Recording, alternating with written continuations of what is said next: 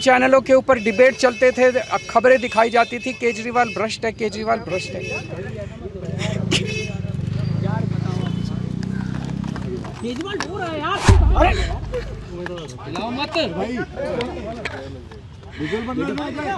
हो गए सर, हिलाओ मत भाई, संभालिए सर, अपने आप को संभालिए सर, हिम्मत सर, हिलाओ मत भाई। केजरीवाल भ्रष्ट नहीं है। मैंने केवल अपनी जिंदगी में ईमानदारी कमाई है। ये आंसू खुशी के थे, ये आंसू राहत के थे, ये आंसू उन दागों को धोने के लिए थे जो अरविंद केजरीवाल की इमेज पर चस्पा हो गए थे। लेकिन अगर कोई इन आंसुओं की वजह यानी बेदाग रिहाई पर सवाल उठा दे तो क्या ये आंसू घड़ियाली आंसू मान लिए जाएंगे? क्या अरविंद केजरीवाल, मनीष सिसोदिया और साथियों का आरोपों से बरी होना आम आदमी पार्टी और बीजेपी के बीच की फिक्सिंग मान ली जाएगी? क्या ये संयोग है कि अरविंद केजरीवाल और मनीष सिसोदिया को पंजाब और गुजरात के इलेक्शन की वजह से क्लीन चिट मिल रही? कांग्रेस नेता पवन खेड़ा ने ऐसा ही आरोप एक्स पोस्ट में भी लगाया। खेड़ा ने आरोप लगाया, भाजपा कोई राजनीतिक दल नहीं है, वो एक इच्छाधारी नाग है जिसके पास रूप बदलने की शक्ति है। उसका एक ही जुनूनी लक्ष्य है, कांग्रेस को हराना और कांग्रेस मुक्त भारत बनाना। इस लक्ष्य के लिए वो किसी भी स्तर तक गिर सकती है। उनके आम आदमी पार्टी में सुविधाजनक सहयोगियों और अन्य लोगों के खिलाफ चल रही कार्रवाइयां गुजरात और पंजाब चुनावों के मद्देनजर चुपचाप ठंडी पड़ जाएंगी। यही भाजपा का असली खेल है, प्रतिशोध को शासन बनाना और जांच एजेंसियों को चुनावी औजार की तरह इस्तेमाल करना। इस आरोप का जवाब सीधे अरविंद केजरीवाल ने दिया। केजरीवाल जेल गया, रॉबर्ट वाड्रा जेल गया, संजय सिंह जेल गया, क्या राहुल गांधी जेल गया? मनीष सिसोदिया जेल गया, सोनिया गांधी जी जेल गई। लेकिन केजरीवाल शायद अभी कांग्रेस से ज्यादा टकराने के मूड में नहीं है। उन्होंने अपना विरोधी नंबर 1 चुना हुआ है। अब तो एक ही तरीका बचा है मोदी जी केजरीवाल से निपटने का, केजरीवाल का कत्ल करवाना पड़ेगा, केजरीवाल की हत्या करवानी पड़ेगी। उसके अलावा अब केजरीवाल आपसे संभलने वाला नहीं है। हम इंपॉर्टेंट नहीं है, हमारा परिवार भी इंपॉर्टेंट नहीं है, लेकिन मोदी जी और अमित शाह जी के षड्यंत्र का खामियाजा जो दिल्ली भुगत रही है, दिल्ली के 3 करोड़ लोग भुगत रहे हैं, उसकी भरपाई कौन करेगा?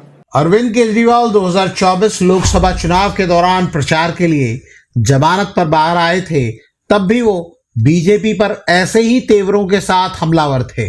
लेकिन तभी स्वाति मालीवाल की कथित पिटाई का केस हो गया और खेल बदल गया। तब केजरीवाल इंडिया गठबंधन का हिस्सा थे और जो कांग्रेस आज उन पर बीजेपी की बी टीम होने का आरोप लगा रही है, तब वो केजरीवाल की आम आदमी पार्टी के साथ गठजोड़ में थी। केजरीवाल जब जेल में थे तब दिल्ली के रामलीला मैदान में एक रैली हुई थी जिसमें अरविंद केजरीवाल की पत्नी सुनीता केजरीवाल और कांग्रेस नेता सोनिया गांधी साथ साथ बैठी थी। चुनाव के बाद गठबंधन टूट गया। हालांकि ये पहला मौका नहीं था जब केजरीवाल और कांग्रेस साथ आए हों और फिर अलग हुए हों। साल 2013 में जब केजरीवाल पहली बार दिल्ली के मुख्यमंत्री बने थे, तब उन्होंने कांग्रेस का ही समर्थन लिया था, लेकिन 2 महीने से कम समय में यह गठजोड़ टूट गया था। 2022 के गुजरात विधानसभा चुनाव में कांग्रेस की दुर्गति के पीछे आम आदमी पार्टी को ही जिम्मेदार बताया गया था।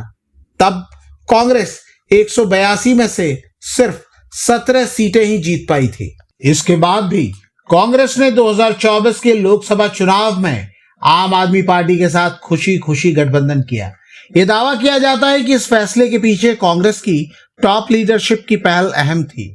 दावा यह भी किया जाता है कि राहुल गांधी हरियाणा विधानसभा चुनाव में भी अरविंद केजरीवाल की आम आदमी पार्टी से गठबंधन करना चाहते थे। यह गठबंधन नहीं हुआ और बीजेपी 48 सीटें जीतकर लगातार तीसरी बार सरकार बनाने में कामयाब रही। यह दावा भी किया गया कि हरियाणा में आम आदमी पार्टी की वजह से कांग्रेस को कम 5 सीटों पर झटका लगा। उसके बाद दिल्ली में हुए चुनाव के बाद दावा किया गया कि आम आदमी पार्टी को कांग्रेस की वजह से 12 सीटें गंवानी पड़ी। कांग्रेस भले ही आम आदमी पार्टी को बीजेपी की बी टीम बता रही हो, लेकिन विपक्ष की कई पार्टियां हैं जो केजरीवाल को समर्थन देती हैं और उनके साथ सहानुभूति रखती है। दिल्ली चुनाव में ममता बनर्जी की टीएमसी और अखिलेश यादव की समाजवादी पार्टी ने केजरीवाल की आम आदमी पार्टी को समर्थन दिया था।